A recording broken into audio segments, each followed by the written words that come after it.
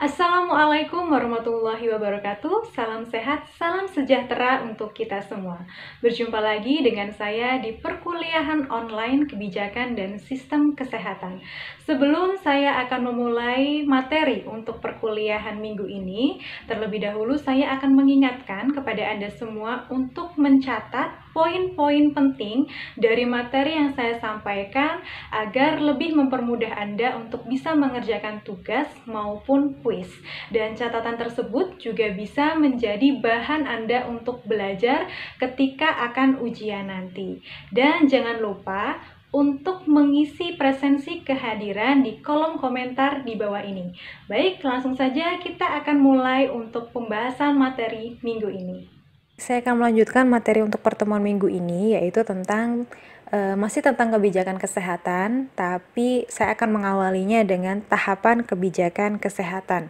Apa sih itu tahapan kebijakan kesehatan? Yaitu merupakan sebuah proses ya dalam membuat kebijakan kesehatan yang melibatkan hubungan antara masalah, kemudian perumusan masalah, tahapan-tahapannya ya, kemudian implementasi dan evaluasi dampak dari kebijakan tersebut terhadap masyarakat.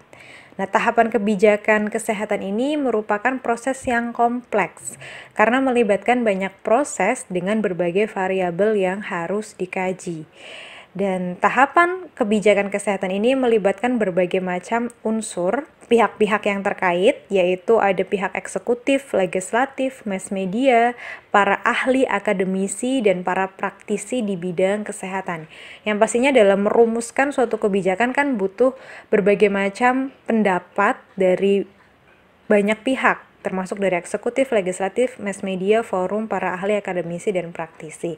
Oke, kita akan lihat penjelasan berikutnya. Jadi ini ada tahapan kebijakan menurut beberapa ahli ya. Yang pertama dari James Anderson mengungkapkan bahwa tahapan kebijakan itu meliputi formulasi masalah, formulasi kebijakan, penentuan kebijakan, implementasi kebijakan, dan evaluasi kebijakan.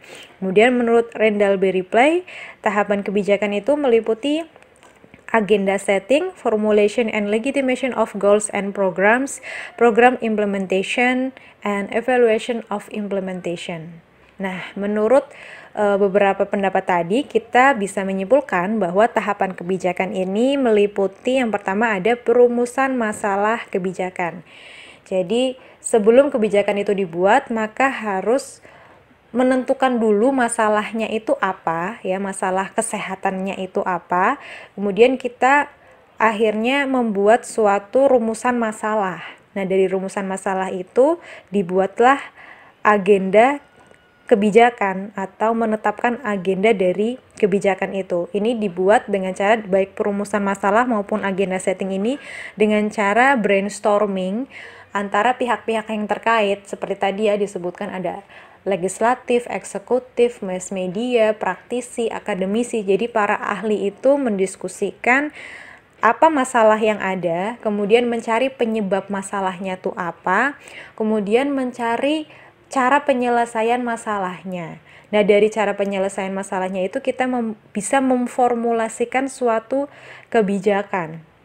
Jadi kebijakan itu setelah diformulasikan ya, nantinya akan diimplementasi atau diterapkan. Nah, setelah diterapkan, maka tahapan terakhir adalah dievaluasi.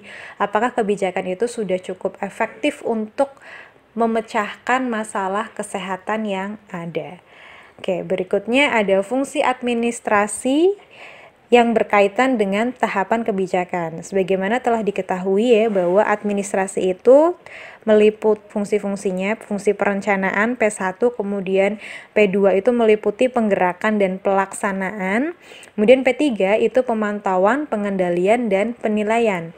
Di mana fungsi ini tuh terkait dengan tahapan kebijakan, di mana pada proses perencanaan itu sama pada proses perumusan masalah kebijakan, agenda setting, dan formulasi kebijakan. Kalau pada tahapan kebijakan tuh ini. Kemudian pada penggerakan pelaksanaan itu sama dengan implementasi kebijakan. Kemudian pada tahap pemantauan dan pengendalian itu sama dengan evaluasi kebijakan. Jadi antara fungsi administrasi dan tahapan kebijakan ini saling berhubungan ya. Kemudian berikut ini ada klasifikasi kebijakan kesehatan ya, meliputi yang pertama ada substantif. Substantif ini adalah masalah apa sih yang dihadapi dalam merumuskan kebijakan. Kemudian procedural policy itu adalah pihak-pihak yang terlibat tuh siapa saja ya, bisa seperti tadi ada legislatif, eksekutif, praktisi, akademisi dan lain sebagainya. Kemudian distributif policy itu adalah bagaimana pemberian pelayanan kesehatan kepada individu, kelompok maupun swasta. Kemudian kalau redistributif itu adalah pemindahan alokasi kekayaan. Kemudian kalau regulatory policy yaitu pembatasan terhadap tindakan. Kemudian kalau material policy yaitu suatu kebijakan yang menyangkut dengan sumber material kepada penerima dengan membayar kepada yang membuat kebijakan ya, atau yang mengalokasikan kebijakan.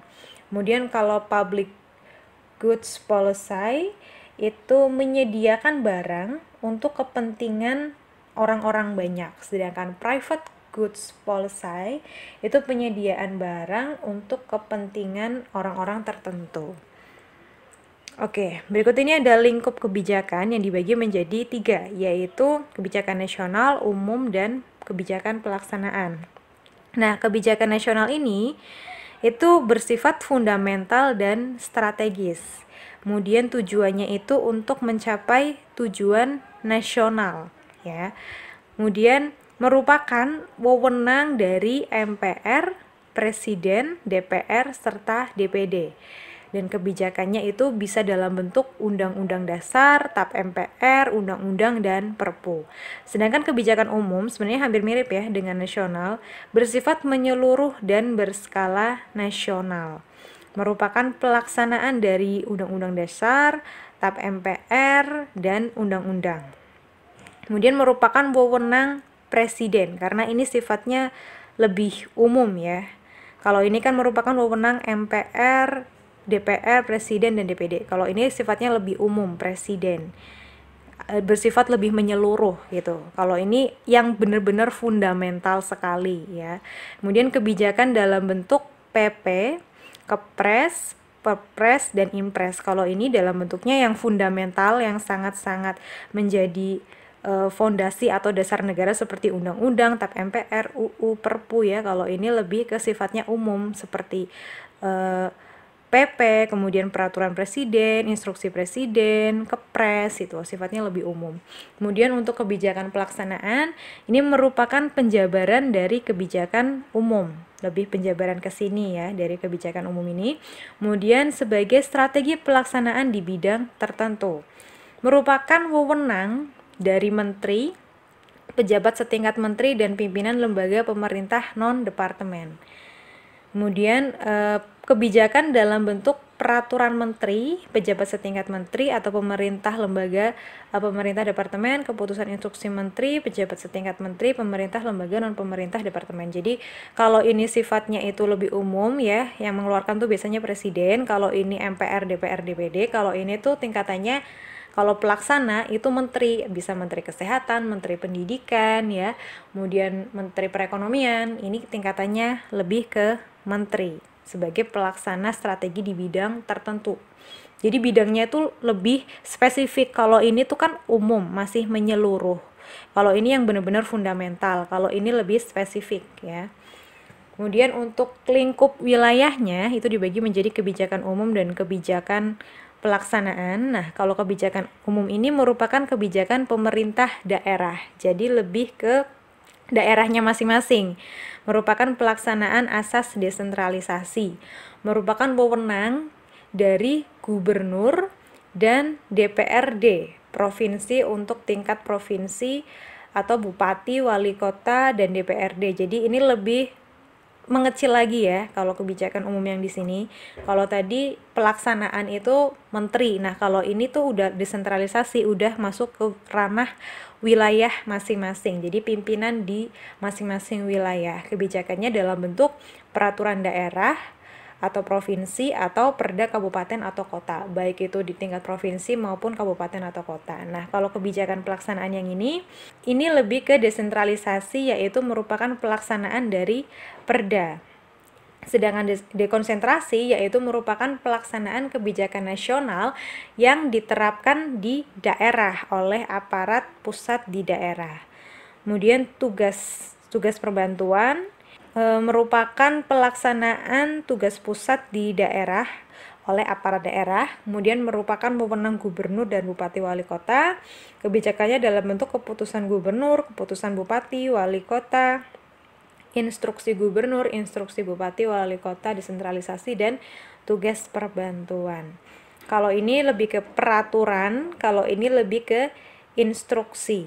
Berikut ini ada manfaat dari studi kebijakan kesehatan. Yang pertama ini untuk mengembangkan ilmu pengetahuan. Jadi dengan kita mempelajari kebijakan kesehatan, maka seorang ilmuwan tentang kebijakan kesehatan itu dapat menempatkan kebijakan kesehatan sebagai variabel terpengaruh, ya, atau dependent variable, sehingga berusaha untuk menentukan variabel pengaruhnya atau faktor-faktor yang bisa membuat seseorang itu membuat kebijakan tertentu. Ini nanti antara variabel dependent dan independent sebenarnya kalian akan lebih memahami apabila sudah masuk ke perkuliahan tentang metode penelitian, ya. Kemudian dalam konteks peningkatan profesionalisme, seorang analis kebijakan kesehatan dalam mengkaji suatu kebijakan kesehatan akan memiliki dasar teoritis tentang bagaimana membuat kebijakan kesehatan yang baik dan memperkecil kegagalan dari suatu kebijakan kesehatan. Jadi, kalau sudah mempelajari tentang kebijakan kesehatan, maka bisa membuat suatu kebijakan yang baik dan memperkecil kegagalan suatu kebijakan. Kemudian yang terakhir yaitu suatu kebijakan yang dibuat melalui proses yang benar dengan dukungan teori yang kuat memiliki posisi yang kuat terhadap kritik dari lawan-lawan politik. Sebaliknya, kebijakan tersebut dapat meyakinkan lawan-lawan politik yang sebelumnya mungkin kurang setuju. Nanti kaitannya apabila kalian tertarik untuk masuk menjadi DPRD, ya, atau menjadi pemimpin dalam suatu wilayah. Jadi kebijakan-kebijakan yang dibuat apabila didasari dengan teori, didasari dengan proses yang benar, maka kebijakan yang sudah dibuat ini bisa melawan kritikan-kritikan dari lawan politik yang dimiliki gitu. Kemudian dasar signifikasi dari studi kebijakan kesehatan. Yang pertama, kenyataan tuntutan masyarakat yang semakin banyak dan beragam memerlukan suatu kajian berupa research and development sebelum suatu kebijakan kesehatan ditetapkan. Dibutuhkannya kemampuan yang mendalam bagi para penentu kebijakan, analis kebijakan, dan juga para penasihat kebijakan mendorong arti penting studi dan pemahaman mengenai kebijakan kesehatan saat ini. Nah, keterbatasan dan berbagai bentuk constraint yang dihadapi para pengambil keputusan atau birokrat dan administrator pemerintah, misalnya keterbatasan kualitas sumber daya manusia dan waktu untuk mengkaji secara mendalam suatu usulan kebijakan kesehatan, memerlukan pemahaman kebijakan kesehatan secara mendalam. Ya, tadi adalah materi pembahasan untuk pertemuan minggu ini. Setelah ini saya minta Anda untuk mengerjakan kuis yang tersedia di laman kuliah.ifed.ac.id. Kurang dan lebihnya mohon maaf. Terima kasih atas perhatiannya. Wassalamualaikum warahmatullahi wabarakatuh.